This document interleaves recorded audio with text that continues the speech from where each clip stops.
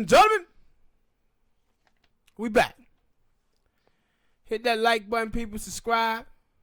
I'm going to start this thing out today with this dude down in DJ Kid down in South Carolina, Florence, South Carolina. Story breaks that this dude had sex with 700 black women. And his purpose was sleeping with these black women to spread HIV to them so they could go to the black community and spread it to black men. Now, this story was amazing for so many reasons because when it broke, nobody was talking about this story at all. And all the feminist women, black feminist women that normally is spreading hatred against black dudes all the time, Tarana Berg, Jamela Lemieux, Feminist Jones, all of these women was quiet as hell, and they've been quiet all week long. Ain't said anything about it. And the reason why they haven't is because it wasn't a black dude who did it. Like Tarana Burke said, why is it my job to go after white men? She's telling you that no, she's only out to get black dudes. But what was amazing about this story, man, is it taught to the low self-esteem that a lot of our sisters have, because it was so many black women out there that I was listening to on Twitter that was talking about how they warned these girls. They would tell these girls that this dude was giving black women AIDS and stay away from them because every girl that he had sex with wound up with AIDS, HIV. But they was like, nah, these girls were still going over there sleeping with him. And the thing is, when you read his Facebook page and you see some of the texts that he was sending back and forth with these women, man, he just talked about these black girls like they wasn't shit. Like, yo, black girls thirsty as fuck. Only thing you got to do is have a little bit of money and they'll sleep with you. And they was proving him correct. And he had this thing where he felt like he was in competition with black men. At the same time, he was out there trying to be like black men. And this is why when you have these white boys who be running around America trying to be in hip-hop culture and all of that stuff, it tell you to don't ever think that those white boys are cool just because they trying to be like you. Because this dude, he was running around all this hip-hop stuff on, but he felt he was in competition with black men and he hated black men. But another thing that jumped out to me, and I have been saying this, man, for the longest time now, I said every time I see a black woman who date outside her race, it's always a dark-skinned black woman. And all the pics of the girls who he was sleeping with, all of them were dark-skinned black women, bro.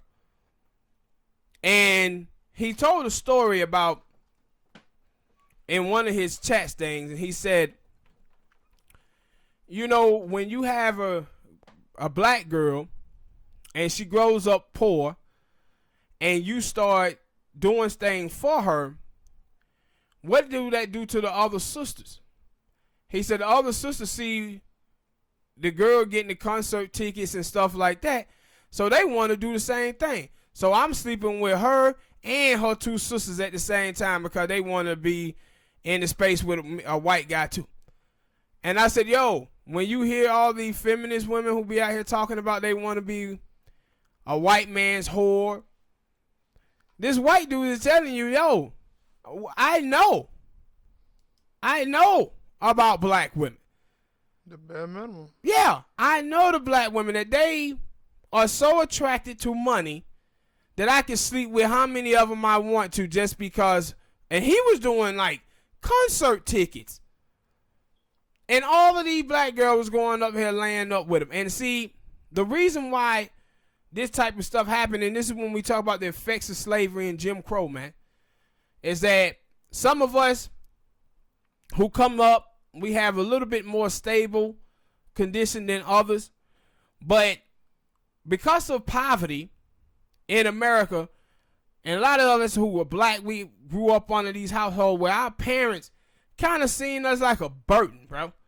Where when you got 18, your mom and dad were like, you was out. And they was out saying you was out whether or not you could take care of yourself or not. Fully.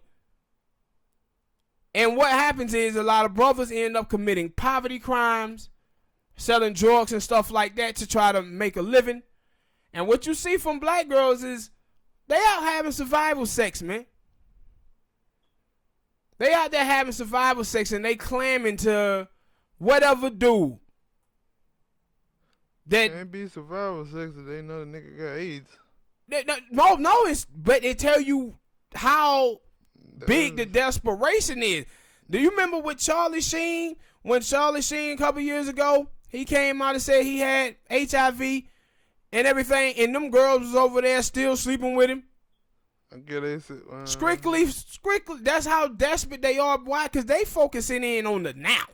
They ain't even thinking 5 years, 10 years later. They just think about the now, trying to get the bag. And that's what you see, like a lot of these feminist women be out here teaching black women that get the bag, sis. So now when all of the black people and other black women who are not this way, they start going in on this story trying to amp it up, right?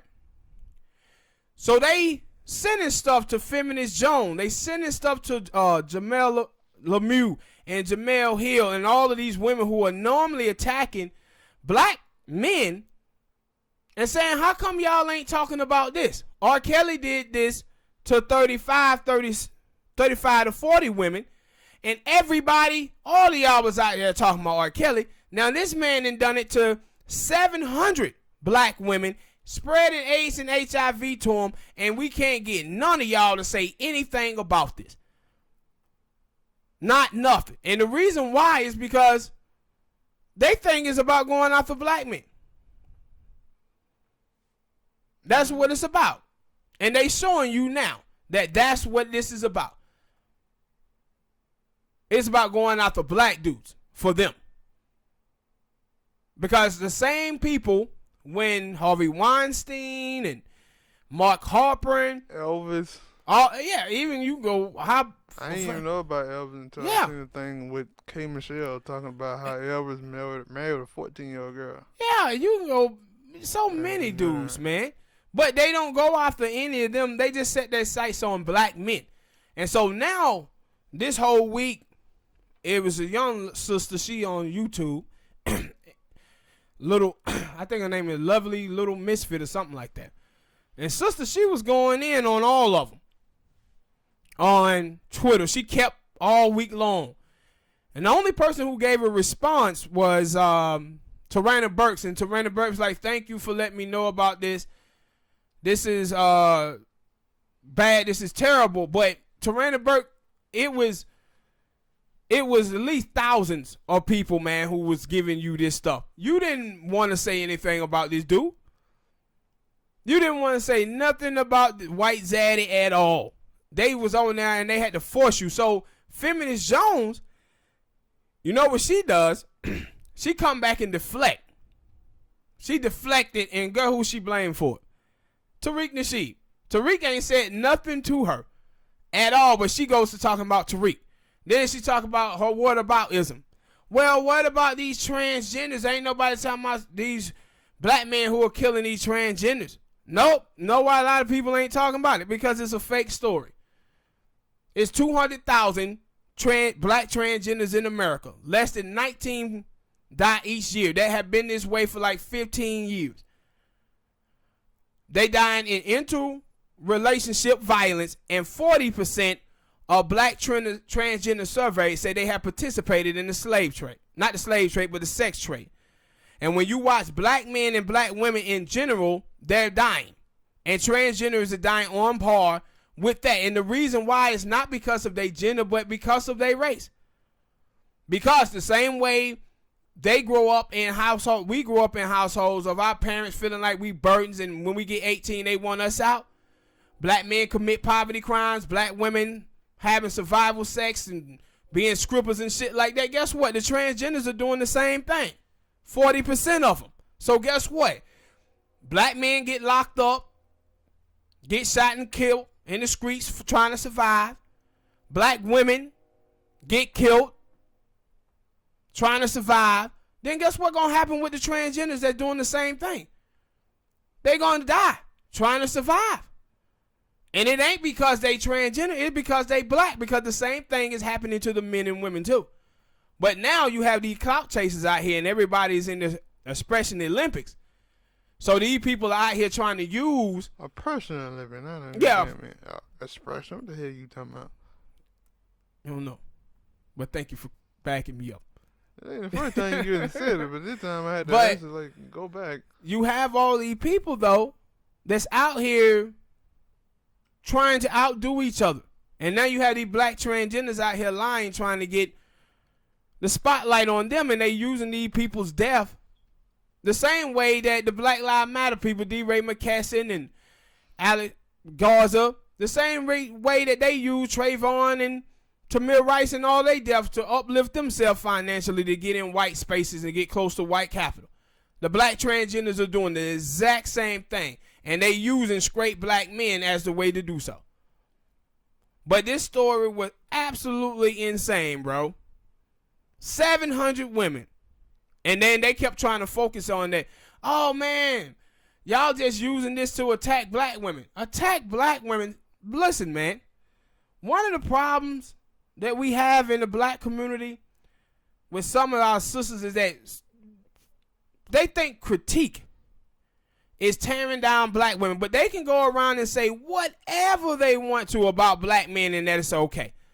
They can go around and say that black men are trash, black men is the weakest link, black men are the white supremacists of the black community, but if black dudes point out that, yo, man, these sisters gotta have better self-esteem and confidence with themselves, not to just be sleeping with a dude for money. Oh, you trying to tear down black women. Man, please, I don't think it come down to black women always talking about, some black women, not all, some black women always talking about black dudes don't protect them, ain't trying to protect them. And this is the one time this ain't even the one time, but this is the time that they are trying to protect them, and they say, we don't want to be protected. Yes, this is making it so when it come down to another time where a black dude's supposed to protect the black woman, he look at it and say, she don't want to be protected. Yes, absolutely. Why am I trying? 100% correct. That's all it come down Part to. of being protected is listening, sisters. Part of being protected is listening. And you can go back, Smoke, to all the Asian shops that have been beating the hell out of black women, and black men been out there standing up for them, and black women go right back shopping at them same nail shops. No, they just don't want to listen. They think that black men are supposed to co-sign every single thing that they do, even when they're wrong. But and then my problem with it is how they totally don't see the black women. They totally erase the black women who are saying the same thing that the black dudes are saying. That this whole culture, black women, that you out here celebrate is not good for the black community, bro. It's not good. Like when we covered the story you brought up, Smoke, with Remy Ma, talking about Meg Thee Stallion being a scallywag. That, like, it ain't just black men who are saying this. Black women are saying this. They tired of you guys representing them in this fashion. Saying this whole culture stuff, need to be done with it. Because this is what this white dude took advantage of. This is the same reason why R. Kelly out there pissing on you, black women. Same reason why R. Kelly is pissing on you. Because of this type of stuff. But all right, man, hit that like button, subscribe, people. Tell us what y'all think about this subject, man, and how crazy this is.